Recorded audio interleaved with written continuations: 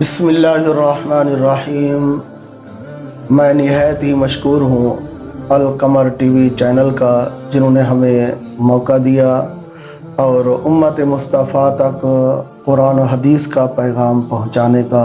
اللہ تعالیٰ اس کو ہمیشہ سلامت رکھے۔ آمین۔ علامہ صاحب، حضرت ام عائشہ صدیقہ رضی اللہ تعالی عنہ کا مقام یہ ہے کہ اللہ نے قرآن مجید کے اندر ارشاد فرمایا، النبی اولا بالمؤمنین من انفسہم وازواجہ امہاتہم، کہ نبی صلی اللہ علیہ وسلم مومنوں کے قریب ہیں ان کی جانوں سے بھی زیادہ، اور آپ کی جو ازواج ہیں وہ مومنین کی مائیں ہیں۔ تو حضرت ام عائشہ صدیقہ رضی اللہ تعالی عنہ تمام مسلمانوں کی ماں ہیں، اور حضرت مولا کائنات علی المرتضیٰ شیر خدا رضی اللہ تعالی عنہ، آپ فرماتے ہیں کہ حضرت ام عائشہ صدیقہ رضی اللہ تعالی عنہ کی تعظیم ہر ایک مسلمان کے اوپر واجب ہے۔ آپ نے واجب کا درجہ دیا ہے۔ اور اسی طرح حضرت امام زہری رحمۃ اللہ تعالی علیہ، آپ فرماتے ہیں کہ آپ کے علمی مقام کے حوالے سے آپ فرماتے ہیں کہ تمام لوگوں کا علم جمع کر دیا جائے، یہاں تک کہ ازواج نبی کا بھی علم جمع کر دیا جائے تو حضرت ام عائشہ صدیقہ رضی اللہ تعالی عنہ کا علم ان سب سے زیادہ ہے۔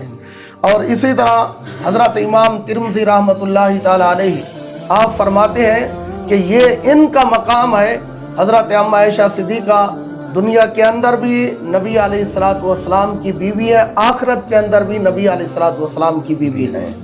اور اسی طرح امام غزالی علیہ رحمہ فرماتے ہیں کہ جس بندے کے دل کے اندر ام عائشہ صدیقہ رضی اللہ تعالی عنہ کا بغض ہے، فرمایا کہ وہ منافق ہے۔ تو یہ آپ کے فضائل ہے اور مقام ہے۔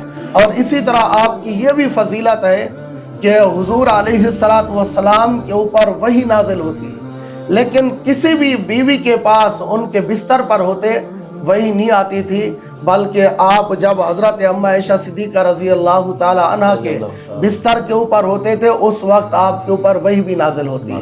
اور حضور علیہ السلام فرماتے صحابہ کرام سے، جس نے مجھے کوئی تحفہ دینا ہو، ہدیہ دینا ہو، تو جب میں عائشہ صدیقہ رضی اللہ تعالی عنہ کے پاس ہوں اس وقت میرے پاس تحفے لے کے آیا کرو، ہدیہ لے کے آیا کرو۔ تو یہ آپ کا مقام ہے اور فضائل ہے کہ اللہ اور اس کی رسول کے نظر کے اندر اتنے درجے ہیں آپ کے۔